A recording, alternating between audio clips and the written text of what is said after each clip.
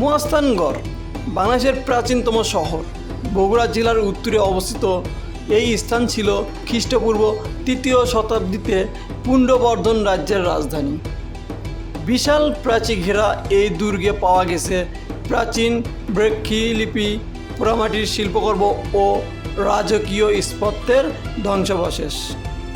এখানে আছে শাহ সুলতান বখলির মাজার, রাজাদের বাড়িস্থান, বেহুলার ঘর এবং মহাস্থান জাদুঘর, যা ইতিহাস ও লোককাহিনীর অসাধারণ সমন্বয়। মহাস্থানগড় শুধু একটি নিদর্শনীয় স্থান নয়, এটি আমাদের ইতিহাস ও ঐতিহ্যের জীবন্ত প্রতিচ্ছবি। তো গাইস, এটাই হচ্ছে হযরত শাহ সুলতান মাহমুদ বখলি মাই শাওয়ার মাজার। তো এটা হচ্ছে বিশ্ব রোড থেকে প্রায় অল্প একটু দূরে। আমরা এখন মাজারের ভিতরে যাব, আপনাদেরকে দেখাবো।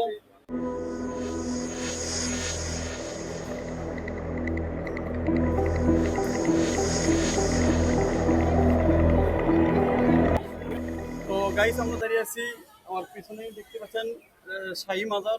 এখানে শাহী শাওয়ারের সমাধি, তো সেখানে তাকে দাফন করা হয়েছে। তো বন্ধুরা, আমার ডান সাইডে হযরত শাহ সুলতান শাহী শাওয়ারের মাজার। তো এখানেই তার সমাধি।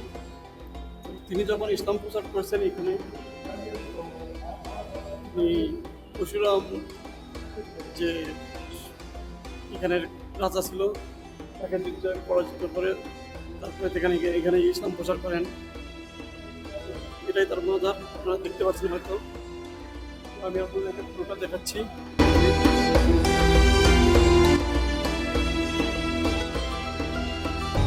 হযরত শাহ সুলতান মাহমুদ বখলি মাই শাওয়ার 1300 খ্রিস্টাব্দে আফগানিস্তানের বখল শহর থেকে ইসলাম প্রচারের জন্য বগুড়ার মহাস্থানগড়ে আসেন।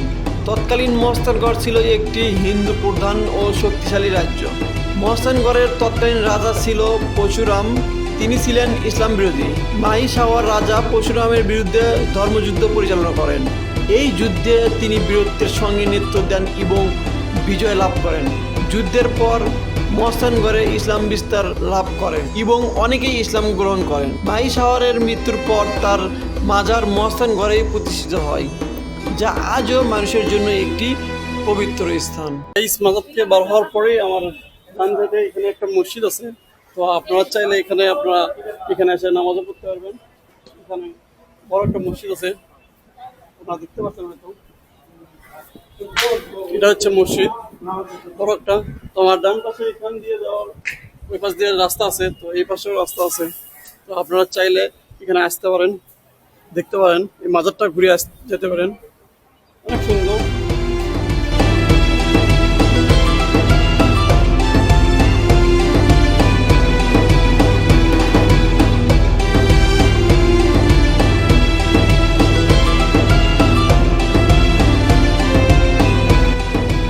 তো গাইস, আমি এক চাচার সাথে আছি। সে চাচা এখানেই থাকে স্বাধীনতার পর থেকে, এই বাংলাদেশ যুদ্ধের পর থেকে এখানেই থাকে। পাগলিমার মাজারে থাকে।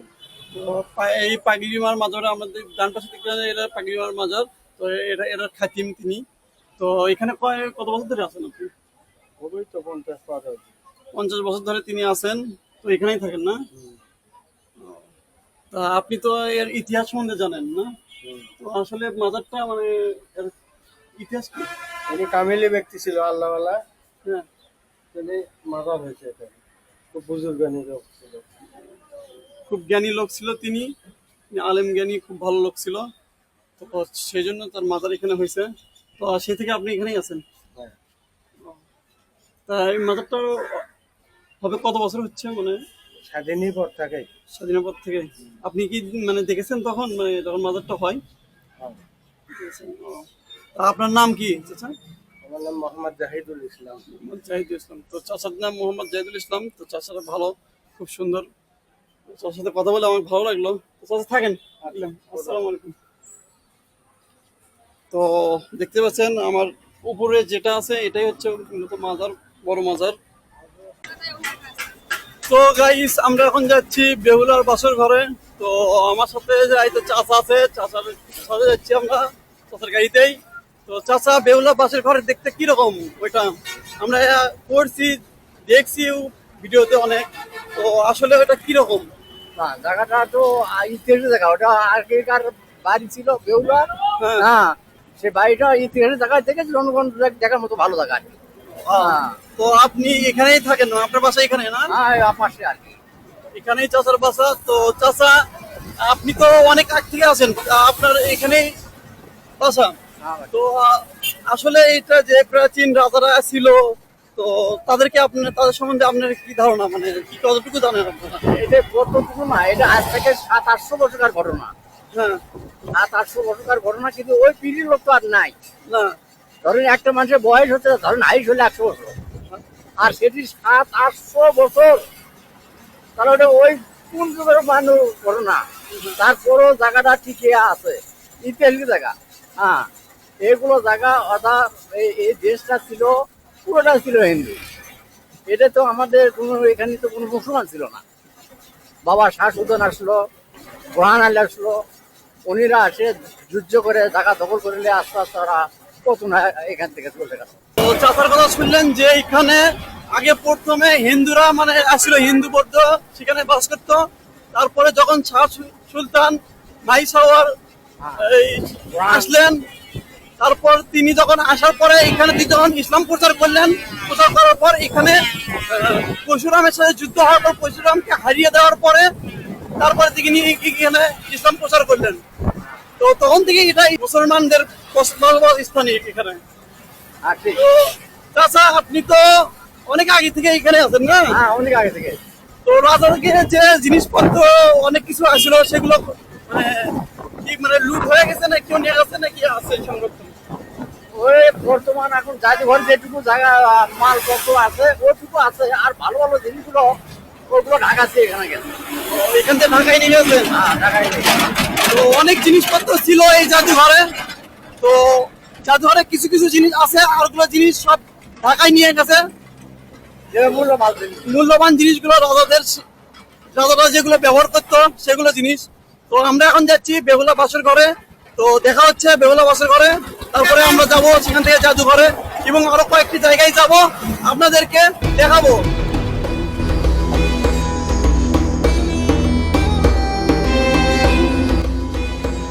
তো গাইস আমরা চলে যাচ্ছি বেহুলার বাসর ঘরে।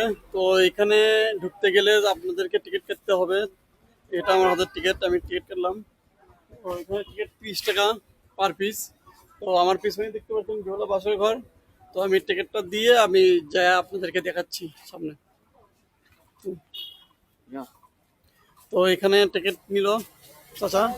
তো টিকিট নেওয়ার পর আমরা এখন ভিতরে যাব, ভিতরে যাই আপনাদেরকে দেখাচ্ছি বেহুলার বাসর ঘর।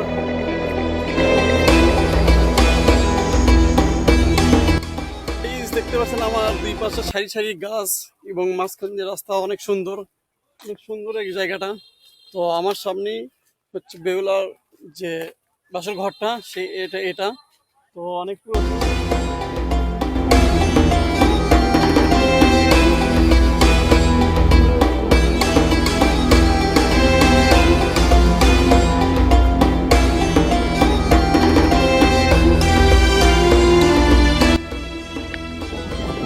তো গাইস আমরা এখন হাঁটিয়ে পায়ে বেহুলার যে বাসর ঘর ছিল সেখানে উঠতেছি।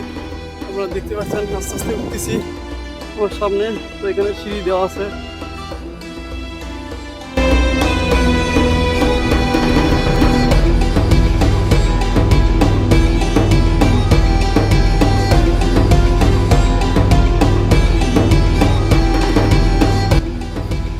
তো বেহুলা যার কথা না বললি নয়, বেহুলা যখন তার বাসর ঘরে ঢুকে, তার বাসর ঘর ছিল লোহার তৈরি, যেখানে সাপ ঢোকার কোনো সিস্টেমই ছিল না।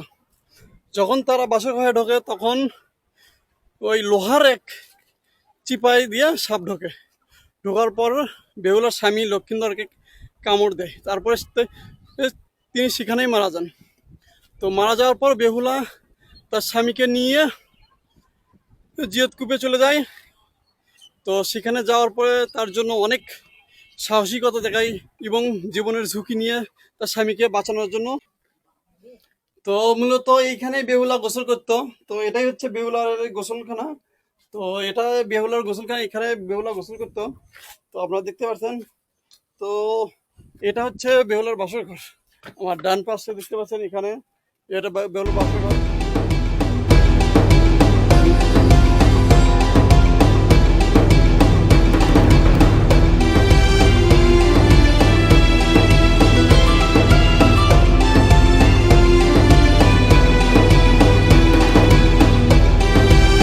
তো আমার পিছনে যেটা দেখতে পাচ্ছেন এটা হচ্ছে বেহুলার বাসর ঘর।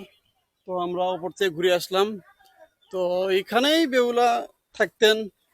তো যখন রাজারা ছিলেন তখন এখানে বেহুলা তার স্বামীকে নিয়ে তো এখানে থাকতেন। তো আমরা জানি যে এটা সম্রাট অশোক তৈরি করছেন, নির্মাণ করছেন এটা। কিন্তু আসলে এটা বেহুলা ঘর নামে পরিচিত সবচেয়ে বেশি, কারণ এখানে বেহুলা তার স্বামীকে নিয়ে থাকতেন। তো স্বামী যখন সাপে কাটে তারপরে তিনি তো সংগ্রাম লড়াই চালিয়ে যান, সে তার স্বামীকে বাঁচানোর জন্য আপ্রাণ চেষ্টা করে। তো এটাই ছিল বেহুলার মূল, যেটা যেখানে তিনি থাকতেন, এটাই মূলত সেটা। তো এখন আমরা যাব জাদুঘরে। তো জাদুঘরে যায় কি, জাদুঘরে কি কি আছে এবং ওখানে কি রকম সবকিছু আপনাদেরকে দেখাচ্ছি। তো আমরা এখন জাদুঘরে যাব।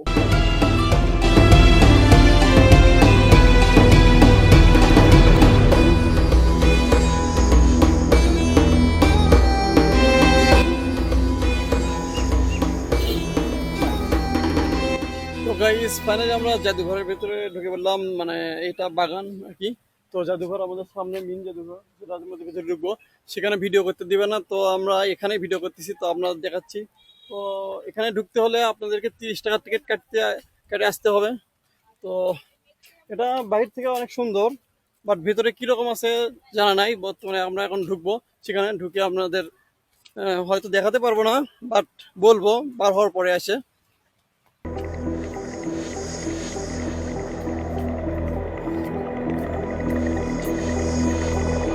তো গাইস এখানে একটা শাপলাপুরের মতো একটা প্রতীক দেওয়া আছে। তো জানি না এটা কি, তবে এটা দেখতে অনেক সুন্দর লাগতেছে, ভালো লাগতেছে, খুব সুন্দর। তো তবে আমাদের এখানে আমরা টিকিট দিয়ে ঢুকতে হবে। তো আমরা এখন ভেতরে ঢুকবো। তো দেখা হচ্ছে বার হওয়ার পরে।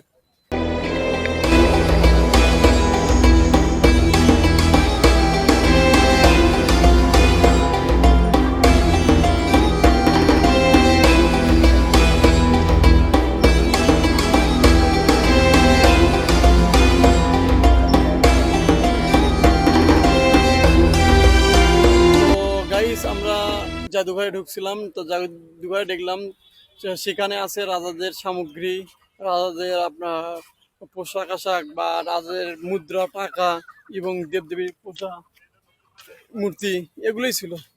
তো এতটুকুই ছিল, বেশি কিছু ছিল না। তো ওখানে ভিডিও করা নিষেধ, ভিডিও করতে দেয়নি। আমি জিজ্ঞেস করছিলাম বাট অ্যালাউ করিনি। তো বেশি কিছু ছিল না, জাস্ট এগুলোই ছিল। তো ভালো, খারাপ না। আপনারা যদি আসেন এই জাদুঘরে তো একবার হলেও ঘুরে যাবেন এখান থেকে। তো আমরা এখন আসছি গোবিন্দ ভিটাতে। তো মূলত গোবিন্দ ভিটাতে তেমন একটা দেখার মতো কিছু নাই, তবে এখানে কিছু ঘর বাড়ি আছে। তো ভিটাটা হচ্ছে আপনার ঠিক জাদুঘরের সামনেই, এই আমার বাম পাশে দেখতে পাচ্ছেন জাদুঘর। তো এই সামনেই আপনার গোবিন্দ ভিটা। তো আমি আজ টিকিট কাটছি, দেখতে পাচ্ছেন আমার টিকিট। তো টিকিটের মূল্য 10 টাকা। এটা শব্দের অর্থ হচ্ছে গোবিন্দ তথা বিষ্ণুর আবাসস্থল, কিন্তু বৌদ্ধ ধর্মের কোনো নিদর্শন পাওয়া যায়নি এই ভিটায়। তো এটাই মূলত গোবিন্দ ভিটা।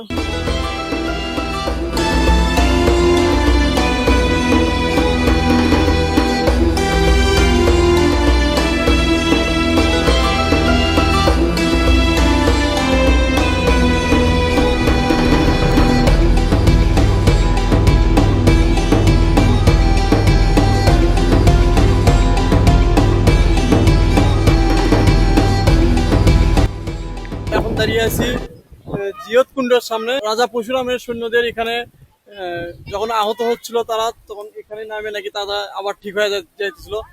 এমনও শোনা যায় যে নাকি এখানে সৈন্যরা যারা মারা যাচ্ছিল তাদের নাকি এখানে গোসল করালে দিলে, এই পানির ভিতরে নামে দিলেই, এই কুয়োর ভিতরে নামে দিলেই তারা জীবিত হয়ে আবার উঠে আসতেছিল। তো এটাই সেই জিয়ত কুণ্ড।